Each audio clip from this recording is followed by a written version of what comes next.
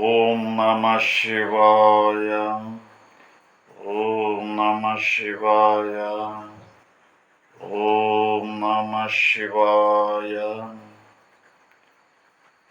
ಶಿವನಿಗೆ ಪ್ರಾರ್ಥಿಸುತ್ತಾ ಇವತ್ತಿನ ವಿಶೇಷ ಅಂತ ಹೇಳಿದರೆ ಅಳಿಯ ನಮ ಆಸೆ ಅಂತ ಹೇಳ್ತಕ್ಕಂಥದ್ದು.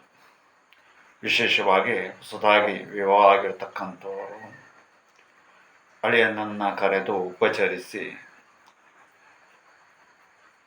ಆತನಿಗೆ ಒಂದು ಆಶೀರ್ವದಿಸಿ ಕಳಿಸ್ತಕ್ಕಂಥದ್ದು ಇವತ್ತಿನ ವಿಶೇಷವಾದಂತಹ ಹಬ್ಬ.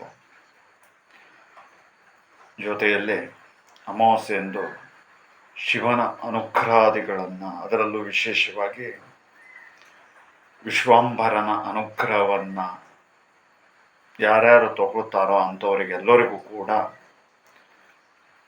ಒಳಿತನ್ನು ಉಂಟು ಮಾಡಿಕೊಡಲಿ. ಮತ್ತು ಅಷ್ಟೇ ಅಲ್ಲದೆ ವಿಶ್ವದಲ್ಲೇ ಎಂದೂ ಕೇಳರಿಯದ ರೀತಿಯಲ್ಲಿ ವಿಶ್ವಾಂಬರ ಸ್ವರೂಪನಾಗಿ ನೆಲೆನಿತ್ತು ಬ್ರಹ್ಮ ವಿಷ್ಣು ಮಹೇಶ್ವರರಾದಿಯಾಗಿ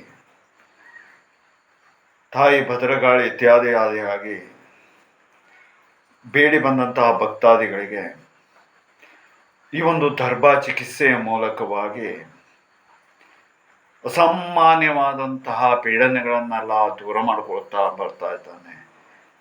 ಏನೂ ಇಲ್ಲದೆ ಕ್ಷಣ ಮಾತ್ರದಲ್ಲಿ ಬೇಡಿ ಬಂದ ಭಕ್ತರ ರೋಗ ರುಜಿನಾದಿಗಳು, ಬಾಧೆಗಳು, ಸಾಂಸಾರಿಕ ತಾಪತ್ರಗಳು ದೂರವಾಗ್ತಾ ಇರತಕ್ಕಂಥದ್ದು ಇದು ಶಿವನಿಂದ ಮಾತ್ರ ಸಾಧ್ಯ.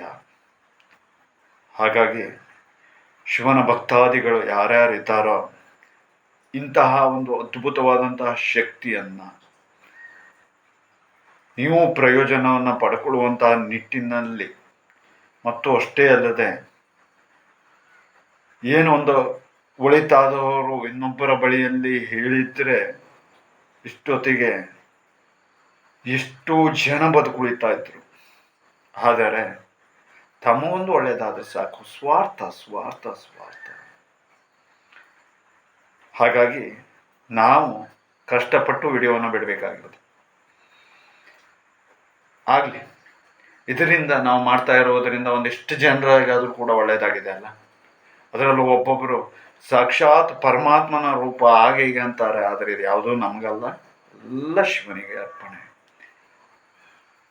ಆದ್ದರಿಂದಾಗಿ ನೀವು ಶೇರನ್ನು ಮಾಡಿ 4-6 ಜನರಿಗೆ ಬಾಳಿ ಬದುಕುವಂತೆ ಮಾಡಿಕೊಡಿ.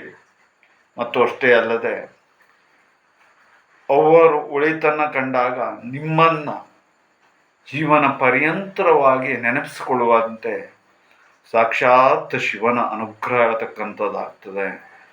ಓಂ ರೀಂ ಪುರಸ್ಪರ ಪುರಸ್ಪರ ಘೋರ ಘೋರ ತರತನ ರೂಪ ಚಟ ಚಟ ಪ್ರಚಟ ಪ್ರಚಟ ಕಾಕ ಓಮ ಬಂದ ಬಂದ ಗಾತೆ ಗಾತೆ ರೀಂ ಫಟ್